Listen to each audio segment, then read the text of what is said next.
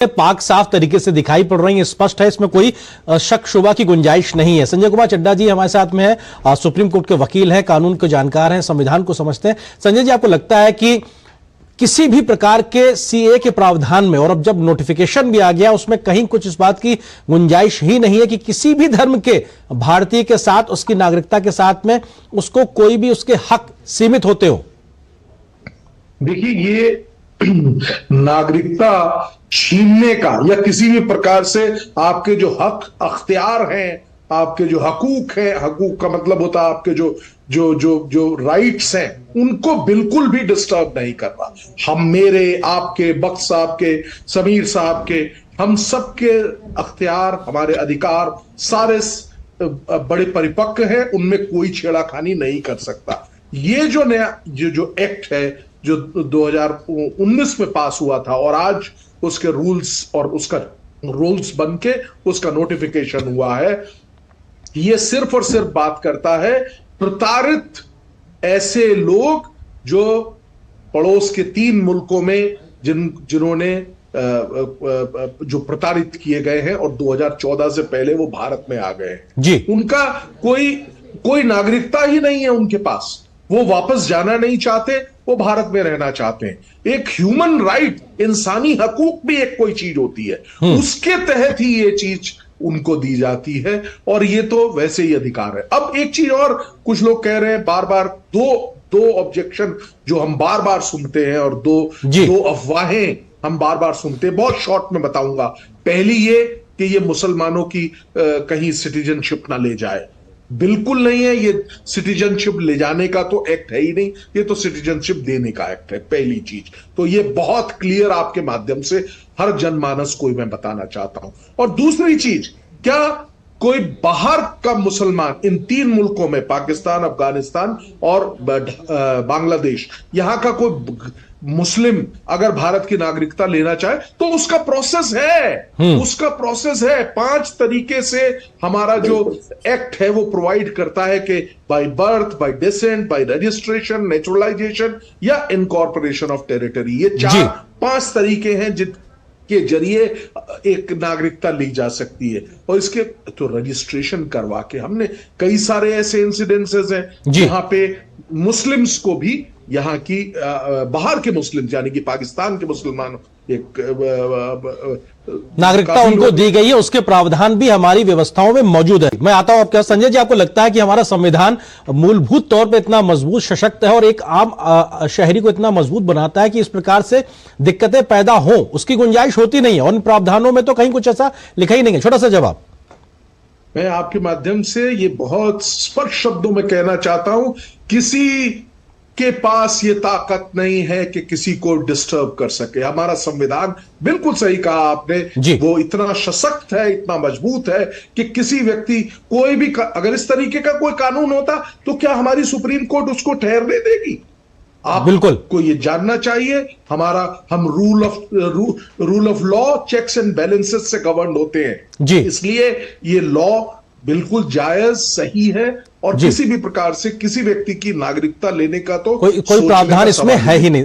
समीर जी, बिल्कुल, बहुत तो सीए को लेकर एक लंबे समय से पूरी प्रक्रिया चली है, लेकिन इसको लेकर कई बार बीच में एक भ्रम पैदा होने की स्थिति आती थी और सरकार समय समय पर इसको स्पष्टता देती रही है। लेकिन कई सवाल है, उसका हम जिक्र करते हैं। एक अफवाह के तौर पर सीए का उद्देश्य भारतीय मुसलमानों से उनकी नागरिकता छीनना है, जबकि सच्चाई यह है कि सीए किसी भी धर्म के मौजूद भारतीय नागरिकों को प्रभावित नहीं करता। ये 2014 तक भारत में रह रहे प्रताड़ित अल्पसंख्यकों को, जो कि पड़ोसी देशों से संबंधित हो, उनकी नागरिकता संबंधित है, ना कि किसी व्यक्ति की नागरिकता छीनने को लेकर है। यानी कि ये नागरिकता देने का कानून है, ना कि छीनने का। एक अफवाह यह है कि सीए भारतीय मुसलमानों को प्रभावित कर सकता है, जबकि सच ये कि एक झूठ है और ये मुसलमानों सहित किसी भी धर्म के भारतीयों को प्रभावित नहीं करता है, क्योंकि इसमें इस प्रकार के प्रावधान नहीं है। इसलिए इसे भारतीय मुसलमानों के किसी भी तरह से प्रभावित होने का कोई सवाल ही नहीं उठता है। यानी कि कई प्रकार की अफवाहें या भ्रम फैलाने की कोशिश की जाती रही है, उससे बचने की जरूरत है।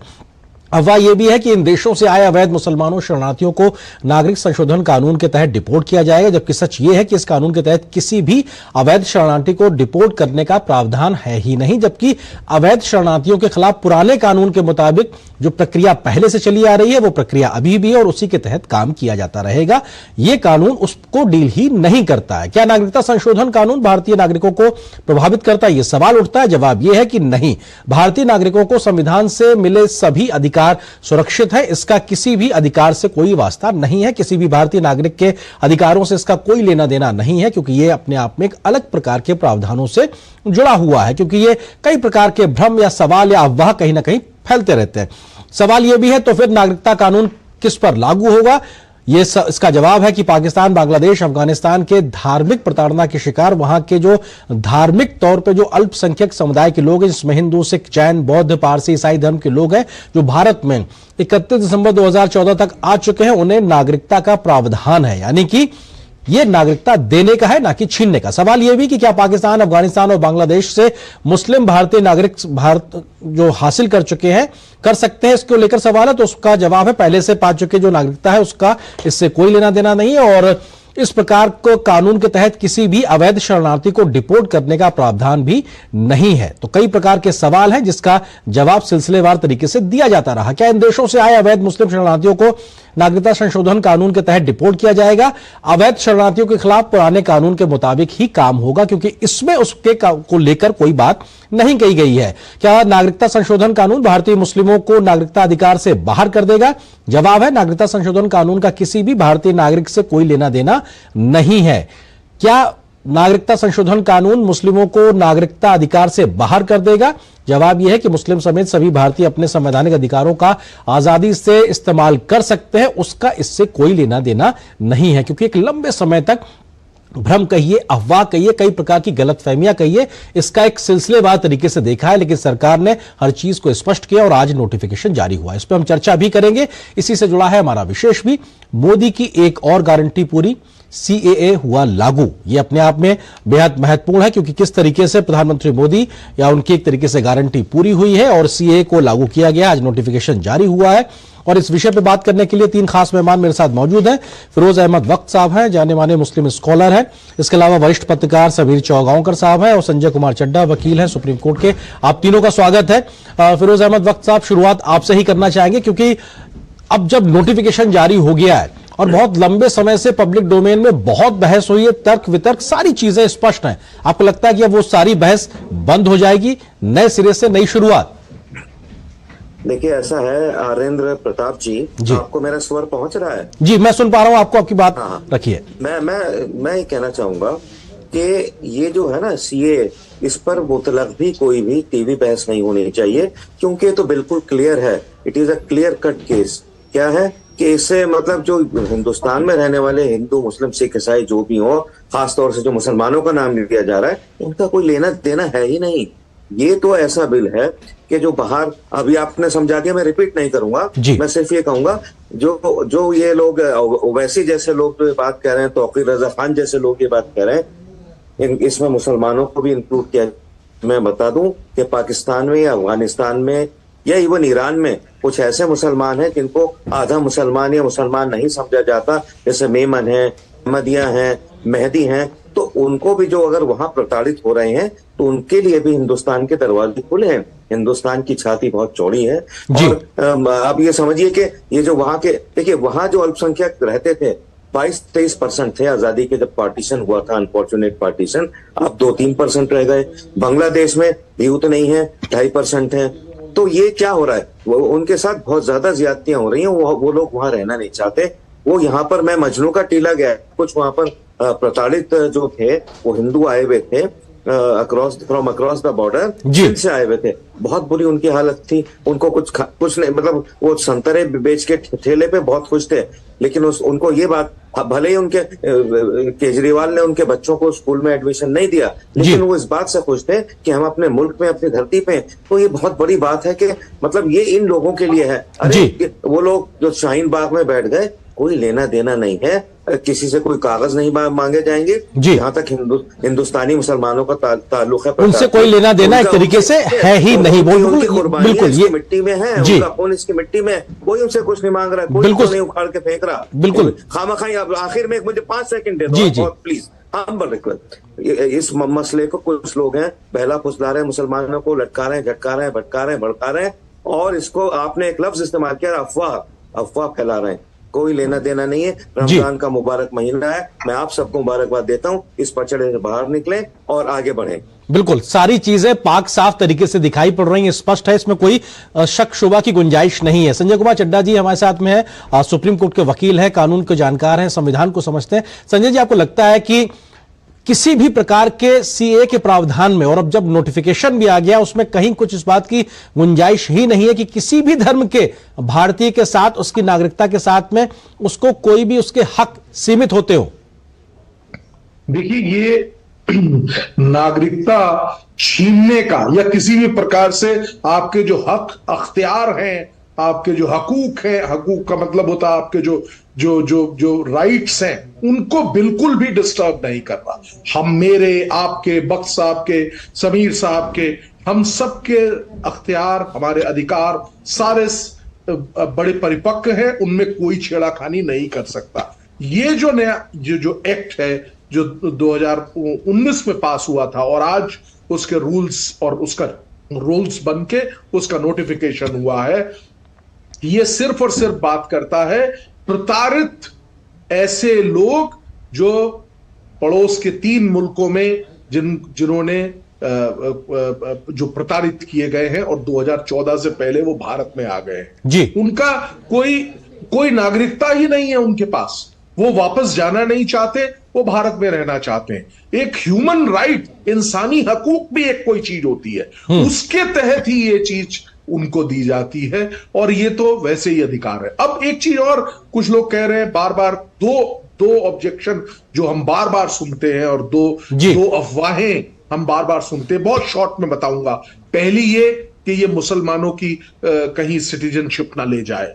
बिल्कुल नहीं है, ये सिटीजनशिप ले जाने का तो एक्ट है ही नहीं, ये तो सिटीजनशिप देने का एक्ट है, पहली चीज। तो ये बहुत क्लियर आपके माध्यम से हर जनमानस को मैं बताना चाहता हूं। और दूसरी चीज, क्या कोई बाहर का मुसलमान इन 3 मुल्कों में, पाकिस्तान, अफगानिस्तान और बांग्लादेश, यहां का कोई मुस्लिम अगर भारत की नागरिकता लेना चाहे तो उसका प्रोसेस है, उसका प्रोसेस है। 5 तरीके से हमारा जो एक्ट है वो प्रोवाइड करता है कि by birth, bye decent, bye registration, naturalisation या इनकॉर्पोरेशन ऑफ टेरिटरी। ये 4-5 तरीके हैं जिनके जरिए एक नागरिकता ली जा सकती है। और इसके तो रजिस्ट्रेशन करवा के, हमने कई सारे ऐसे इंसिडेंसेस हैं जहां पे मुस्लिम्स को भी, यहाँ की बाहर के मुस्लिम यानी कि पाकिस्तान के मुसलमान, एक नागरिकता उनको दी गई है, उसके प्रावधान भी हमारी व्यवस्थाओं में मौजूद है। समीर चौगांवकर साहब वरिष्ठ पत्रकार हमारे साथ मौजूद है। समीर जी, आपको लगता है कि प्रधानमंत्री मोदी, या कहा जाए बीजेपी की एक और गारंटी उन्होंने पूरी की है, बड़े फैसले लेने से चूकते नहीं है, और उसका एक उन्होंने तय किया है तो वो फैसला लेते हैं, ये भी कम से कम नोटिफिकेशन जारी होने के बाद एक बार फिर से दिखाई पड़ रहा है? समीर जी, देखिए, आज जो नोटिफिकेशन जारी हुआ ये बताता है कि प्रधानमंत्री नरेंद्र मोदी जिस दिन शपथ ग्रहण लिया था 2014 में, तब से लेकर अब तक लगातार देश के हित में निर्णय लेते जा रहे हैं, और वो इस बात की चिंता नहीं करते कि चुनाव आने वाले हैं या चुनाव निकल गए हैं, मैं सत्ता में लौटूंगा या नहीं लौटूंगा। उन्हें अपना काम करना है, वो अपना काम लगातार करते जाते हैं, और मुझे लग रहा है कि यही प्रधानमंत्री मोदी की लोकप्रियता का सबसे बड़ा कारण है। देखिए क्या हुआ था, जनता को किस तरीके से गुमराह किया जाता है। आपको पता है शाहीन बाग का कितना बड़ा आंदोलन चला था, कैसे एक वर्ग को इस बात के लिए अफवाह फैलाई गई थी कि ये लागू होने से आपकी नागरिकता चली जाएगी, आपको अपने कागजात दिखाने पड़ेंगे, जबकि प्रधानमंत्री मोदी कह चुके हैं, और अमित शाह का 10 दिसंबर 2019 को जो लोकसभा में भाषण हुआ था इस बिल के पास करते समय, जब बिल टेबल पे आया था, अमित शाह जी ने जो भाषण दिया था देश के गृह मंत्री ने, मुझे लगता है वो भाषण देश के हर उस नागरिक को सुनना चाहिए जिससे लगता है कि यह एक्ट उनके खिलाफ जा रहा है या मुसलमानों के खिलाफ है। कितने विस्तृत और कितनी सरल भाषा में अमित शाह ने उस भाषण के माध्यम से समझाया था कि यह किसी की भी नागरिकता लेने वाला बिल नहीं है, यह नागरिकता देने वाला बिल है। वो 3 देशों से जो प्रताड़ित धार्मिक लोग हैं, अगर वो भारत में आते हैं 31 दिसंबर 2014 के पहले, तो उन्हें भारत सरकार नियम के तहत नागरिकता देगी, वो अप्लाई कर सकते हैं। तो मुझे ऐसा लगता है कि इतना स्पष्ट सरकार ने विभिन्न माध्यमों से बताया, प्रधानमंत्री मोदी ने बताया, गृह मंत्री ने बताया, भाजपा के प्रवक्ताओं ने बताया, सरकार की सारी इसने बताया, उसके बाद भी मुझे लग रहा है कि एक ऐसा वर्ग है समाज के अंदर जो मुसलमानों के बीच ये बताकर कि यह सरकार आपके खिलाफ है, उनके वोट बैंक को और आकर्षित करना चाहती है। और ममता बनर्जी जो लगातार इसका विरोध कर रही है, उसको सिर्फ और सिर्फ अपने वोट बैंक की चिंता है, और वो उस मुस्लिम वोट बैंक को ये बताना चाहती है कि भारतीय जनता पार्टी आपको इस देश से निकालना चाहती है। मुझे ऐसा लग रहा है कि अब मुस्लिम समाज भी इस बात को जानता है कि प्रधानमंत्री मोदी सबका साथ, सबका विकास, सबका विश्वास के साथ आगे बढ़ रहा है। बिल्कुल, थोड़ा समय थोड़ा सीमित है। फिरोज अहमद वक्त, एक संक्षेप में आपसे समझना चाहूंगा, आपको लगता है कि 10 वर्षों का सबका विश्वास की जो एक कह सकते हैं पूरी परिपाटी मोदी सरकार के द्वारा रखी गई, आपको लगता है कि एक विश्वास बहाली का एक बड़ा माहौल पैदा हुआ है और गलतफहमियों की गुंजाइश अब बचती नहीं है? नहीं, आप बिल्कुल सही फरमा रहे हैं। हमारे जो दोनों दोस्त हैं, कपूर साहब और चौहान साहब, उन्होंने बहुत सही फरमाया। देखिए, जो 10 साल का वक्त है ना, लोगों ने पता नहीं क्या क्या अफवाहें फैलाई थी, ये होगा वो होगा, पर लोगों ने देख लिया कि सबका विकास हुआ है, सबको विश्वास मिला है। और मैं ये भी कहना चाहूंगा, मोदी जी ना मेरे कोई दोस्त है, ना मैं किसी पार्टी या संगठन से जुड़ा हूं, लेकिन दुनिया जानती है जिस तरीके से वहां यूक्रेन में इन्होंने न्यूक्लियर वॉर का ने उसको रोका, साथ ही साथ हिंदुस्तान में जो 10 साल में काम किया, एक ऐसा वजीर आजम है ये जिसने 10 साल में, ये समझिए कि सिर्फ 2-3 घंटे ये शख्स होता है, एक दिन भी ऐसा नहीं है जो काम नहीं किया हो। तो मैं समझता हूं कि मोदी जी जैसा दमदार, दिलदार, जानदार, शानदार, वफादार, कामदार, सेवादार एंड अबव ऑल ईमानदार वजीर आजम अब तक तो आया नहीं है, और इनके बाद में मुझे नहीं लगता कोई आ पाएगा। बिल्कुल संजय जी, आपको लगता है, जी मैं आता हूं आपके, संजय जी आपको लगता है कि हमारा संविधान मूलभूत तौर पे इतना मजबूत, सशक्त है और एक आम शहरी को इतना मजबूत बनाता है कि इस प्रकार से दिक्कतें पैदा हो उसकी गुंजाइश होती नहीं है, और इन प्रावधानों में तो कहीं कुछ ऐसा लिखा ही नहीं है? छोटा सा जवाब मैं आपके माध्यम से ये बहुत स्पष्ट शब्दों में कहना चाहता हूं, किसी के पास ये ताकत नहीं है कि किसी को डिस्टर्ब कर सके। हमारा संविधान, बिल्कुल सही कहा आपने, वो इतना सशक्त है, इतना मजबूत है कि किसी व्यक्ति, कोई भी, अगर इस तरीके का कोई कानून होता तो क्या हमारी सुप्रीम कोर्ट उसको ठहरने देगी?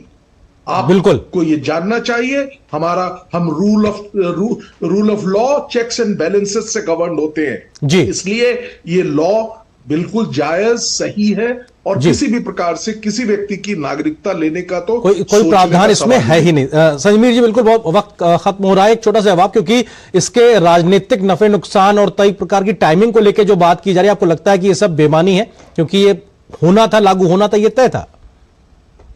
लागू तो ये 10 दिसंबर 2019 को लोकसभा से और 11 दिसंबर 2019 को राज्यसभा से पास हो चुका था। 2 दिन बाद 12 दिसंबर को राष्ट्रपति के हस्ताक्षर से कानून बन चुका था।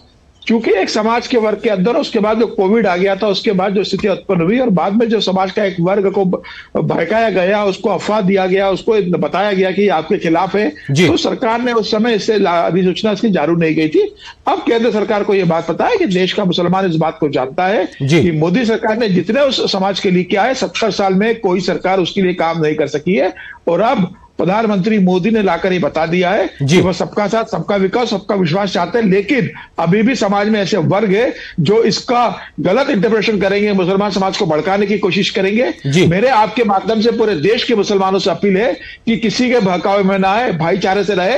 ये सबके हित में है, ये आपके हित में आ रहा है, ये देश के हित में आ रहा है, और ये सब हम लोगों का भारत देश है। इसे बेहद खूबसूरत और 2047 तक विकसित भारत बनाना है। बिल्कुल, सब मिलकर विकसित भारत बनाएंगे। बिल्कुल, बहकावे और अफवाहों से बचने की जरूरत है, सच्चाई को समझिए और उस आधार पर फैसला लीजिए। बहुत बहुत शुक्रिया आप तीनों मेहमानों का हमारे साथ जुड़ने के लिए, इस विषय पर विस्तार से बात करने के लिए। फिलहाल एक छोटे से ब्रेक का वक्त हो गया, बहुत जल्द हाजिर होते हैं।